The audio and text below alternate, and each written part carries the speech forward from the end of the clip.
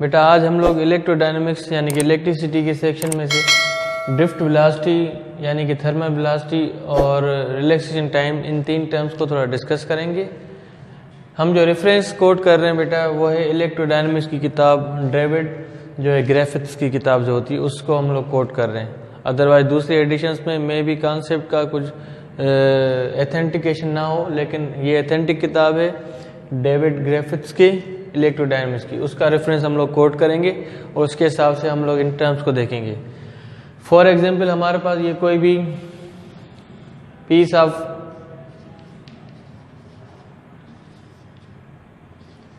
Copper wire है, ठीक है। तो पीस ऑफ कॉपर वायर है तो हमें पता है मेटेलिक कंडक्टर्स के अंदर काफ़ी सारे फ्री इलेक्ट्रॉन्स जो हैं वो रैंडम हालत में मूव करते रहते हैं। जब ये रैंडम हालत से मूव करते हैं तो इनकी वेलोसिटी को हम लोग क्या कहते हैं, रैंडम वेलोसिटी। फॉर एग्जांपल ये हमने फ्री इलेक्ट्रॉन्स यहाँ पे दिखाए हैं, 4 फ्री इलेक्ट्रॉन्स दिखाए, लेकिन 4 नहीं होंगे, लाखों करोड़ों होंगे, ठीक है। लेकिन अभी हम लोग एग्जाम्पल के तौर पर यहाँ पे यूज़ कर रहे हैं तो मैंने यहाँ पर 4 फ्री इलेक्ट्रॉन्स दिखाए हैं, ठीक है। ये फ्री इलेक्ट्रॉन्स की जो शुरुआती वेलोसिटी होती है उसको हम लोग u1 से रिप्रेजेंट कर रहे हैं, फॉर एग्जांपल पहले पार्टिकल के लिए, ठीक है। तो ये जो कुछ ना कुछ ये वेलोसिटी जो है क्या करेगा, पजेस करेगा। क्यों पजेस करता है? क्योंकि मेटल के पास या कंडक्टर के पास कुछ ना कुछ टेम्परेचर होगा। फॉर एग्जाम्पल नॉर्मली इसका टेम्परेचर जो है वो कितना है, 37 डिग्री सेंटीग्रेड। 37 डिग्री सेंटीग्रेड को हम केल्विन में कन्वर्ट करें तो 310 केल्विन्स, और ये काफ़ी सारे टेम्परेचर है, काफ़ी सारी एनर्जी पजेस करेगा क्योंकि temperature is proportional to the kinetic energy average.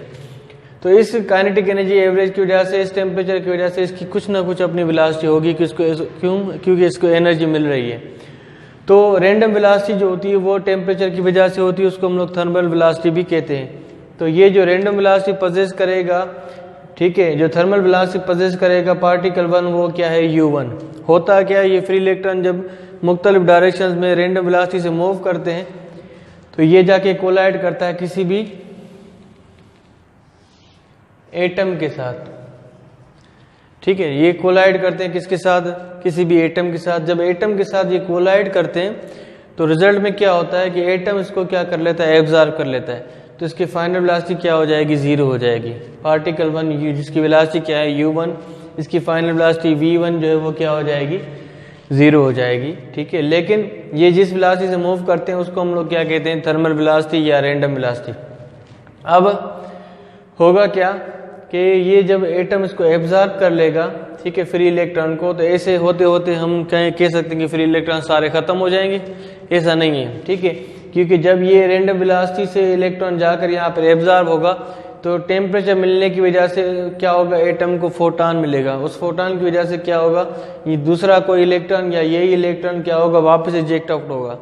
जब ये वापस इजेक्ट आउट होता है तो उसकी वेलोसिटी को हम लोग क्या कहते हैं, ड्रिफ्ट वेलोसिटी। क्या कहेंगे, ड्रिफ्ट वेलोसिटी। जब ये अपने आप मूव कर रहे थे फ्री इलेक्ट्रॉन्स तो वो इनकी रैंडम वेलोसिटी थी, लेकिन एब्जॉर्ब होने के बाद एटम में फिर जब ये इलेक्ट्रॉन निकलता है तो ये जो वेलोसिटी पजेस करता है उसको हम लोग क्या कहते हैं, ड्रिफ्ट वेलोसिटी। मुख्तलिफ बुक्स में डायरेक्टली ये वाले ड्रिफ्ट वेलोसिटी हम लोग लेते हैं, लेकिन असल में हम लोग इस ड्रिफ्ट वेलोसिटी का क्या यूज़ करते हैं, एवरेज यूज़ करते हैं, क्योंकि यहाँ पर प्रेडिक्ट करना बहुत डिफिकल्ट होता है कि कौन सा इलेक्ट्रॉन यहाँ से कितनी इस वेलोसिटी से यानी कि किस डायरेक्शन से निकलेगा, ये कोई कन्फर्मेशन नहीं होती। तो फिर इसको हम लोग कैलकुलेट करते हैं, इसका फार्मूला हम लोग निकालते हैं। तो हमें ड्रिफ्ट वेलोसिटी का जो फार्मूला मिलेगा Vd equals to minus E upon 2m into tau. E हमारा एलिमेंट्री पार्टिकल पे चार्ज है, इलेक्ट्रॉन की वजह से नेगेटिव। E जो है हमारा इलेक्ट्रिक फील्ड, 2 जो है नंबर है, m मास ऑफ इलेक्ट्रॉन, और ये टाउ यहाँ पर जो रिप्रेजेंट कर रहा है ये किस चीज़ को रिप्रेजेंट कर रहा है, रिलैक्सेशन टाइम को। ये यहाँ पर टाउ जो ये एवरेज रिलैक्सेशन टाइम है। तो पहली बात, रिलैक्सेशन टाइम क्या होता है, ये जो इलेक्ट्रॉन है या जो पार्टिकल है ये जब जाके एब्जॉर्ब होता है, एब्जॉर्ब होने से पहले और यहाँ से निकलने के टाइम पे ये बीच में जितना भी इसको टाइम लगेगा इसको हम लोग क्या कहेंगे, रिलैक्सेशन टाइम। इलेक्ट्रॉन जब मूव करते हैं तो वो मूव करते करते जब किसी एटम में जाके एब्जॉर्ब होते हैं तो वो एब्जॉर्ब होने से पहले का जितना भी टाइम उसको लगा उसको हम लोग क्या कहेंगे, रिलैक्सेशन टाइम, ठीक है। इलेक्ट्रॉन अपने आप जब मूव करता है तो उसकी वेलोसिटी क्या होती है, रैंडम वेलोसिटी। ठीक है, एटम में जाके एब्जॉर्ब होगा तो बाहर निकलेगा, तो वो गेन करेगा ड्रिफ्ट वेलोसिटी, जिसको आज हम लोग कैलकुलेट करेंगे। उसका एक्सप्रेशन हमारे पास निकलेगा -e/2m टाइम्स टाउ। ठीक है, ये आज हमें मालूम करना है। तो अब क्या होता है, ऐसे काफ़ी सारे एटम्स के अंदर ये एब्जॉर्प्शन होता है, काफ़ी सारे फ्री इलेक्ट्रॉन मूव कर रहे हैं, तो नेगेटिव एफिनिटी जो है वो बढ़ती जाती है। ठीक है, अब हमें पता है कि हम अब क्या कर रहे हैं, इस कंडक्टर को इलेक्ट्रिक फील्ड अप्लाई कर रहे हैं। इलेक्ट्रिक फील्ड अप्लाई करने के लिए हम लोग इसको सोर्स ऑफ पोटेंशियल डिफरेंस से अटैच कर रहे हैं। वोल्टेज की सोर्स से जोड़ेंगे तो वो क्या जनरेट होगा, इलेक्ट्रिक फील्ड। इलेक्ट्रिक फील्ड जो है वो हमारा फोर्स लगाएगा किसके ऊपर, इलेक्ट्रॉन के ऊपर, अपोजिट डायरेक्शन में। ठीक है, अपोजिट डायरेक्शन में जब फोर्स लगेगी, पहले तो इलेक्ट्रॉन की मर्जी थी किसी भी डायरेक्शन में मूव कर सकता था, कोई हम लोग कंफर्मेशन नहीं कह सकते कि ये लेफ्ट साइड जाएगा, राइट साइड जाएगा, डाउन जाएगा, अप साइड जाएगा, इस तरफ जाएगा, कोई कंफर्मेशन नहीं थी। लेकिन जैसे ही हम लोग वोल्टेज देकर इलेक्ट्रिक फील्ड इसके अक्रॉस जनरेट करेंगे तो रिजल्ट में क्या होगा, इसके ऊपर फोर्स आ जाएगी। तो ये जो फ्री इलेक्ट्रॉन्स हैं जो यहाँ पर जाने की कोशिश करता था, ठीक है, तो इसके ऊपर जब फोर्स लगेगी तो हो सकता है ये अपनी पोजीशन इधर ले आए। ठीक है, ये जो ऊपर जाने की कोशिश कर रहा था इसके ऊपर फोर्स लगेगी, फ्रॉम लेफ्ट टू राइट, तो फिर ये अपनी पोजीशन यहाँ पर आकर गेन करेगा। ये जो इस तरफ आने की कोशिश कर रहा था ये अपनी पोजीशन यहाँ पर आकर गेन करेगा। ये सब कुछ क्यों हो रहा है, क्योंकि इसके ऊपर अपोजिट डायरेक्शन में फोर्स लग रही है। ये वाला इलेक्ट्रॉन जो इस तरफ आने की कोशिश कर रहा था ये इस तरफ आ जाएगा। इस तरीके से थोड़ा थोड़ा सा इसके ऊपर फर्क आ जाएगा और एक दूसरी साइड पे डायरेक्शन इसकी बन जाएगी। किसकी वजह से हो रहा है ये सब कुछ, इलेक्ट्रिक फील्ड की वजह से। तो इलेक्ट्रिक फील्ड का मेजर रोल है, इलेक्ट्रॉन्स को जब मूव करवाते हैं तो इलेक्ट्रिक फील्ड का मेजर रोल होता है। फिर फाइनली इसको हम लोग यूज़ करते हैं करंट के एक्सप्रेशन में। ठीक है, तो जब आप किसी भी कंडक्टर के क्रॉस इलेक्ट्रिक फील्ड अप्लाई करोगे तो इलेक्ट्रिक फील्ड पॉजिटिव चार्ज की डायरेक्शन होती है, तो इलेक्ट्रॉन पे इसकी डायरेक्शन क्या होगी, अपोजिट होगी। तो वेक्टर कंपोनेंट के हिसाब से आप देखेंगे तो जो इलेक्ट्रॉन अगर इस तरफ भी जाना चाह रहा था तो वो फाइनली अपना कंपोनेंट बनाने के बाद इस डायरेक्शन में जाएगा। इसी तरीके से इसकी डायरेक्शन यहाँ पर ऐसे हमने कुछ यहाँ पे दिखाए हैं। ठीक है, इससे बहुत सारे इलेक्ट्रॉन्स हैं, लेकिन मेजॉरिटी जो इनकी डायरेक्शन होगी वो इस साइड पे स्वेप करेगी। ठीक है, ये सब कुछ किसकी वजह से हो रहा है, इलेक्ट्रिक फील्ड की वजह से। तो अभी हमें इसका एक्सप्रेशन जो है वो क्या करना है, जो ड्राइव करना है। और यहाँ पर मेजर बात जो है, चार्ज क्या हो रहे हैं, एक्सेलरेट हो रहे हैं। ठीक है, लेकिन एक्सेलरेशन से ज़्यादा इंपॉर्टेंट टर्म जो होगा वो यहाँ पर क्या होगा, वेलोसिटी होगी, जो हमारे कैलकुलेशन में आसानी करेगी। इसलिए हम लोग यहाँ पर कैलकुलेट जो चीज़ करेंगे वो ड्रिफ्ट वेलोसिटी कैलकुलेट करेंगे, और वो ड्रिफ्ट वेलोसिटी डायरेक्टली नहीं मिलती, वो उसका एवरेज होता है। ठीक है, जब भी इलेक्ट्रॉन्स अपने आप मूव कर रहे हैं तो उनकी वेलोसिटी को हम लोग रैंडम वेलोसिटी कहते हैं। टेम्परेचर की वजह से मूव करते हैं, इसको हम लोग थर्मल वेलोसिटी भी कह सकते हैं। जब एटम से जाके ये टकराता है और एब्जॉर्ब होता है, इस दौरान जो उसको टाइम लगेगा उसको हम लोग क्या कहेंगे, रिलैक्सेशन टाइम। एब्जॉर्ब होने के बाद एटम जो है इसको दोबारा री इमिट करेगा, फोटॉन मिलने की वजह से री इमिट करेगा, तो जो ये वेलोसिटी गेन करेगा उसको हम लोग कहते हैं ड्रिफ्ट वेलोसिटी। उसका एवरेज निकाल के हम लोग टोटल पे जो एक्सप्रेशन ड्राइव करेंगे। ठीक है, तो कोई भी एटम जो है वो फ्री इलेक्ट्रॉन्स को क्या करता है, एब्जॉर्ब करता है। ये हमें कैलकुलेट करना है। फ्री इलेक्ट्रॉन्स को जब एब्जॉर्ब करके उसको वापस निकालेगा तो जो ड्रिफ्ट वेलोसिटी पजेस होगी वो हमें उसका एक्सप्रेशन जो है आज क्या करना है, ड्राइव करना है। ये आज का हमारा मेन काम है। ठीक है, अपने आप इलेक्ट्रॉन मूव करेंगे तो थर्मल वेलोसिटी, एटम से एब्जॉर्ब होकर जब बाहर निकलेंगे तो ड्रिफ्ट वेलोसिटी। उस दौरान जो टाइम लगेगा उसको हम लोग क्या कहेंगे, रिलैक्सेशन टाइम। किताब जो हम लोग रेफरेंस जो कोट कर रहे हैं वो कौन सी किताब से, डेविड ग्रिफिथ्स की, उसके हिसाब से इलेक्ट्रोडायनामिक्स की किताब से हम लोग ये सारा रेफरेंस आज कोट कर रहे हैं। ठीक है, अच्छा बेटा, अभी हम लोग इसका जो है एक्सप्रेशन ये ड्राइव करना चाहते हैं ड्रिफ्ट वेलोसिटी का। हमें पता है चार्जेस जो हैं वो मुख्तलिफ डायरेक्शन में एब्जॉर्ब होने के बाद एक नई वेलोसिटी पजेस करेंगे, उसको हम लोग क्या करेंगे, ड्रिफ्ट वेलोसिटी। ठीक है, जो एटम से इलेक्ट्रॉन इमिट आउट होगा वो जो वेलोसिटी गेन करेगा वो क्या कहलाएगा, ड्रिफ्ट वेलोसिटी। उसको हमें कैलकुलेट करना है। तो चार्जेस जो हैं जो इलेक्ट्रॉन से वो फ्री डायरेक्शन में मूव कर रहे थे, उनको एब्जॉर्ब होने के बाद फाइनल वेलोसिटी क्या होती है, ज़ीरो होती है। तो हमें ये भी पता है वेक्टर रूल के हिसाब से मुख्तलिफ रैंडम डायरेक्शन के बाद फाइनल रिजल्ट क्या आएगा, ज़ीरो आएगा। सम ऑफ ऑल वेलोसिटीज़ का जो फाइनल रिजल्ट आएगा वो क्या होगा, ज़ीरो होगा। बहरहाल इस फैक्टर को हम आगे जाके यूज़ करेंगे। जब चार्जेस मूव कर रहे हैं तो उनको अपोजिट डायरेक्शन में फोर्स लग रही है, तो हम लोग स्टार्ट कहाँ से लेंगे, फोर्स से।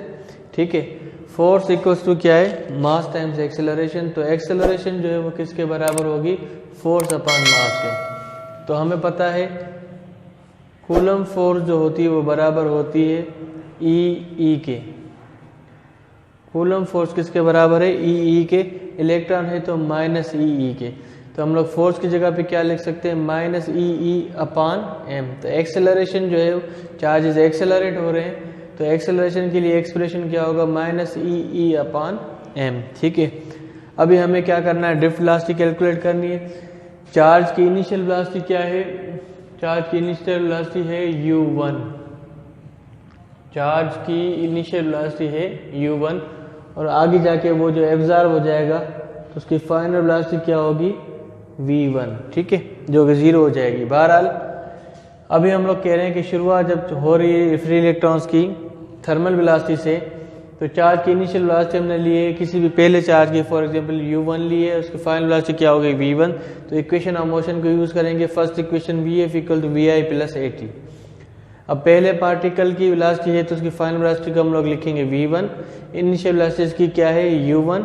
वेक्टर फॉर्म में लिखेंगे प्लस एक्सेलरेशन इनटू टाउ1। टाउ क्या है यहाँ पर, रिलैक्सेशन टाइम है। ठीक है, एब्जॉर्ब होने से पहले और एमिट आउट होने से पहले का टाइम। ठीक है, चार्ज जब फ्री हालत में चल रहा है थर्मल वेलोसिटी से, तो उसका वहां से चलने का टाइम और एब्जॉर्ब होने तक जो बीच का टाइम है उसको हम लोग क्या कहेंगे, रिलैक्सेशन टाइम। तो यहाँ पर टाइम जो यूज करेंगे वो कौन सा करेंगे, रिलैक्सेशन टाइम यूज करेंगे। ठीक है, तो पहले पार्टिकल के लिए, पहले इलेक्ट्रॉन के लिए फॉर एग्जांपल हम लोग कैलकुलेट कर रहे हैं, तो v1 equals to u1 plus acceleration किसके बराबर है, माइनस ई अपॉन एम के। एक्सेलरेशन की जगह पे क्या लिखेंगे, माइनस ई अपॉन एम और टाउ1 रिलैक्सेशन टाइम। ठीक है, यहाँ पर हम लोग एक्सप्रेशन को फिलहाल स्टॉप करते हैं। अब हमें पता है चार्ज जब मूव करेगा तो वो कौन सी वेलोसिटी पोजेस करेगा, एवरेज वेलोसिटी। ठीक है, क्योंकि हम एग्जैक्टली प्रिडिक्ट नहीं कर सकते, तो यहाँ पर जो वेलोसिटी होगी कौन सी होगी, एवरेज। एवरेज हम लोग कैसे मालूम करते हैं, इनिशियल और फाइनल को सम करके 2 से डिवाइड करते हैं। तो एवरेज मालूम करें अगर हम लोग, तो इनिशियल u1 फाइनल v1 पहले चार्ज की, पहले इलेक्ट्रॉन की डिवाइडेड बाय 2। ठीक है, u1 प्लस v1 किसके बराबर है, u1 प्लस, ठीक है ये लिख सकते हैं हम लोग, v1 जो है किसके बराबर है, u1 प्लस a इंटू टाउ1। तो हम v1 की जगह पे क्या लिखा, u1 प्लस a इंटू टाउ1। इस एक्सप्रेशन को फिलहाल हम लोग छोड़ रहे हैं। ठीक है, a into tau one upon 2। u1 plus u1 कितना हो जाएगा, 2u1 प्लस at या a टाउ1 अपॉन 2। ठीक है, पार्शली ब्रेक करेंगे तो 2 से कट जाएगा, बाकी क्या बचेगा, u1। ठीक है, और a टाउ1 अपॉन 2 ये हो गया पहले जो इलेक्ट्रॉन है उसकी एवरेज वेलोसिटी हो गई। ठीक है, तो दूसरे के लिए अगर कैलकुलेट करेंगे तो वो भी इसी फॉर्मेट में आएगा। वो हमारे पास क्या होगा, u1 की जगह पे u2 और a टाउ1 की जगह पे क्या हो जाएगा, टाउ2 अपॉन 2। ये हो गया दूसरे की, ऐसे ही तीसरे की, ऐसे ही चौथे की, अप टू हमारे पास बहुत सारे फ्री इलेक्ट्रॉन्स हैं तो n तक चले जाएंगे। तो nth चार्ज जो है या nth इलेक्ट्रॉन जो है उसकी ड्रिफ्ट वेलोसिटी या एवरेज वेलोसिटी अगर हम लोग कैलकुलेट करेंगे तो u1 की u2 की जगह पे क्या लिखेंगे, un लिखेंगे प्लस a, और रिलैक्सेशन टाइम क्या होगा, tn अपॉन 2।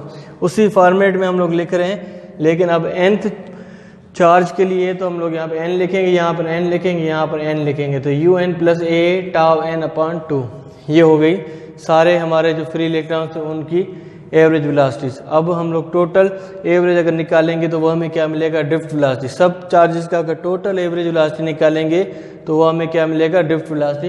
तो ड्रिफ्ट वेलोसिटी निकालेंगे तो जितने भी एवरेज हैं चार्जेस के सबको सम कर लो, v1 average, v2 average, v3 average, v4 average up to vn average divided by total number of charges. ठीक है, तो हमें एवरेज टोटल निकालने का तरीका यही होता है कि सबको सम करके टोटल नंबर से डिवाइड कर लें। तो सारी एवरेज वेलोसिटीज जो है चार्जेस की उसको हम लोग सम करके किससे डिवाइड करेंगे, n से। अब वैल्यू पुट करते हैं, v1 एवरेज की क्या वैल्यू है, u1 plus a tau one upon 2। तो इसकी जगह पे क्या लिखेंगे, u1 plus a tau one upon 2 plus v2 average की वैल्यू क्या है, u2 plus a tau two upon 2। इसकी जगह पे क्या लिखेंगे, u2 plus a tau two upon 2 plus ऐसे u3 u4 5 ऐसे अप टू n। n की वैल्यू क्या है, un plus a tau n upon 2। n की वैल्यू क्या है, U N plus A tau N upon 2 divided by N.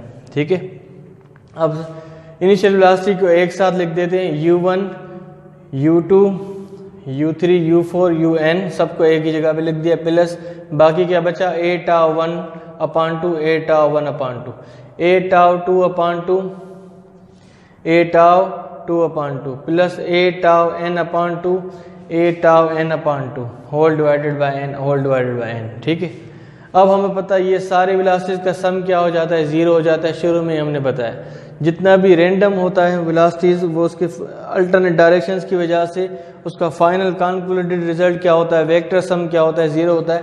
तो ये सारी वेलोसिटीज जो इनिशियल जो हैं डिफरेंट डायरेक्शंस की वजह से क्या हो जाएंगी, 0 हो जाएंगी। ये तो हो गया 0, बाकी क्या बचा वो लिख देंगे a tau 1 upon 2 a tau 2 upon 2 plus a tau n upon 2 divided by n। ठीक है, इस सारी ये तो 0 हो गया, a इसमें से कॉमन ले लिया, बाकी क्या बचा t1 t2 t3 t4 up to tn divided by n, और 2 से मल्टीप्लाई करेंगे तो क्या हो जाएगा 2n। तो ये हमने इसको सम कर लिया। ठीक है, अब इसको 2 इसके साथ लिख देते तो ये हो जाएगा हमारा क्या a अपॉन 2 और t tau 1 plus tau 2 up to tau n upon n। ये हमारा क्या बन जाएगा, total relaxation time divide by total time. ठीक है, तो ये क्या हो जाएगा, ये एवरेज हो जाएगा। एवरेज निकालने का तरीका आ गया। ठीक है, तो अब ये जो फैक्टर है ये वाला, ये हमारा क्या कहलाएगा, एवरेज रिलैक्सेशन टाइम। तो इसकी जगह पे हम लोग सिर्फ टाउ लिख देंगे, ये हमारा क्या हो गया, एवरेज रिलैक्सेशन टाइम हो गया। तो इसकी जगह पे हमने लिख दिया टाउ। बाकी एक्सेलरेशन हम पहले ही मालूम कर चुके हैं, एक्सेलरेशन किसके बराबर होता है, माइनस ई अपॉन एम। तो एक्सेलरेशन यहाँ पे हमने लिख दिया माइनस ई अपॉन एम के बराबर होता है। एक्सेलरेशन की जगह पे क्या लिखा, minus E upon M divided by 2 और ये एवरेज रिलैक्सेशन टाइम टी हो गया। ठीक है, रीअरेंज करके लिखेंगे तो ये माइनस ई अपॉन 2m और ये टाउ। ये एक्सप्रेशन जो है ये है हमारा एक्सप्रेशन किसके लिए, ड्रिफ्ट वेलोसिटी के लिए, जो आगे जाके करंट की फिगर में यूज होता है। ठीक है, ये बहुत इंपॉर्टेंट रिलेशन है जो जिससे पता चलता है कि कंडक्टर के अंदर करंट जो है वो कैसे काम करता है on the behalf of electric field.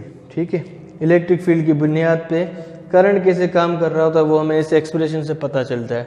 तो हमारे ड्रिफ्ट वेलोसिटी का जो एक्सप्रेशन है वो यही निकलता है। किसी भी मटेरियल के अंदर ड्रिफ्ट वेलोसिटी जो होती है वो क्या होती है, जब एटम इलेक्ट्रॉन्स को एब्जॉर्ब करता है, फिर फोटॉन या एनर्जी मिलने की वजह से उसको वापस रीइमिट करता है, तो इन सब की जितने भी इलेक्ट्रॉन्स हैं उनकी सबकी वेलोसिटीज को अगर हम लोग उसका एवरेज निकाल लें तो जो वेलोसिटी मिलेगी उसको हम लोग क्या कहेंगे, ड्रिफ्ट वेलोसिटी। अपने आप इलेक्ट्रॉन मूव करते हैं तो वो उनकी रैंडम वेलोसिटी होती है, उसको हम लोग थर्मल वेलोसिटी कहते हैं। एब्जॉर्ब होने के बाद इलेक्ट्रॉन एमिट होता है तो वो जो इलेक्ट्रॉन वेलोसिटी गेन करता है उसको हम लोग क्या कहते हैं, ड्रिफ्ट वेलोसिटी। और इस दौरान एब्जॉर्ब होने से पहले और उसके मूव करने तक जो टाइम लगता है उसको हम लोग क्या कहते हैं, रिलैक्सेशन टाइम। सबको सम कर लेंगे तो हमें मिलेगा एवरेज रिलैक्सेशन टाइम। तो हमारा ड्रिफ्ट वेलोसिटी जो है वो जिन फैक्टर्स पर डिपेंड करता है, इलेक्ट्रॉन के मास के ऊपर, इलेक्ट्रॉन के चार्ज के ऊपर, इलेक्ट्रिक फील्ड और रिलैक्सेशन टाइम के ऊपर। Thank you.